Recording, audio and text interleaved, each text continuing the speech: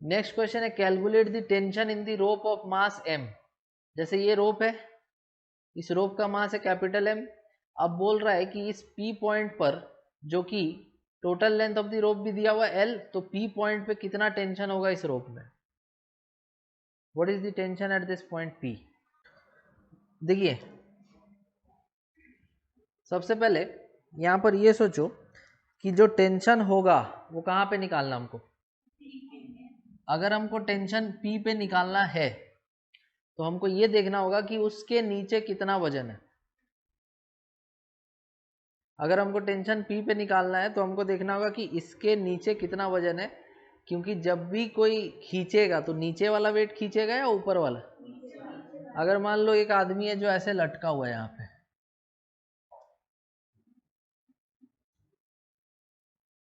ठीक है, और दूसरा आदमी यहाँ लटका हुआ है ऐसे ठीक है, ऐसे एक आदमी और है, मान लो वो यहाँ लटका हुआ है।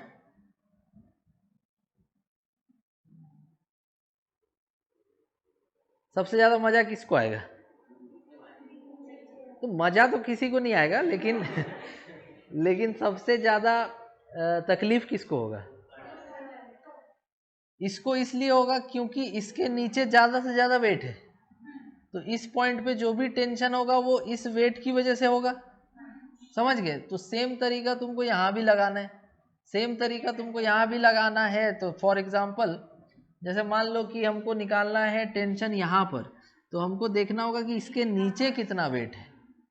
तो एक वेट तो ये है जो कितना mg, दूसरा वेट इस रस्सी का है, तो इस रस्सी का लेंथ कितना है l माइनस एक्स। तो अगर सपोज यूनिटरी मेथड लगाते हैं, l लेंथ रस्सी का मास m है, तो 1 यूनिट लेंथ रस्सी का मास कितना हो जाएगा m बाई एल। तो हमको कितना रस्सी का मास चाहिए, तो l माइनस एक्स रस्सी का मास हो जाएगा m by L into L minus x. तो ये हो गया मास। तो टोटल मास जो नीचे की तरफ है P पॉइंट के नीचे, P पॉइंट के नीचे टोटल मास एक तो mg तो रहेगा ही, साथ में और कौन रहेगा m by L, L minus X into G, weight लेना है ना। ये हो गया टोटल वेट नीचे की तरफ, और जो पॉइंट P है ऊपर टेंशन मान लो कितना है T। कौन सा ऑप्शन होगा, तो सेकेंड ऑप्शन यहाँ सही हो जाएगा। This is the value of tension at the point P। अब एक काम करो, तुम ऐसा करो कि इस वाले T इक्वल टू इतना आ गया ना, अब बैलेंस हो गया ना। नहीं बैलेंस होगा तो क्या होगा, मान लो ये ज्यादा हो गया, टेंशन उतना नहीं हो पा रहा है, रस्सी टूट जाएगा। अरे कपड़ा सीने वाला जो धागा होता है ना, उसमें 20 kg का पत्थर लटका दो, वो रह पाएगा क्या, क्योंकि उतना टेंशन रस्सी प्रोवाइड नहीं कर पाएगा। वो उसी कपड़ा सीने वाला रस्सी में तुम चाहो तो 10 ग्राम 20 ग्राम का वजन लटका दो, तो वो सह लेगा उतना। समझ रहे हो बात।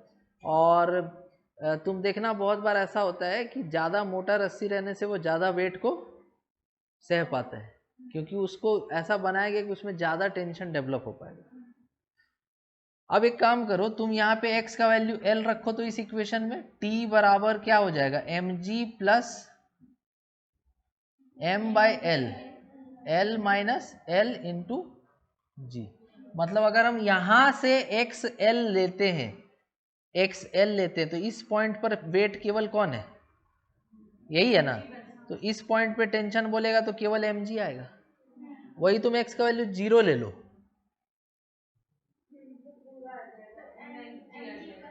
तो अगर x का वैल्यू तुम 0 ले लोगे तो टेंशन हो जाएगा mg प्लस 0 हो गया, ये कट जाएगा l और l, तो क्या आ जाएगा प्लस mg।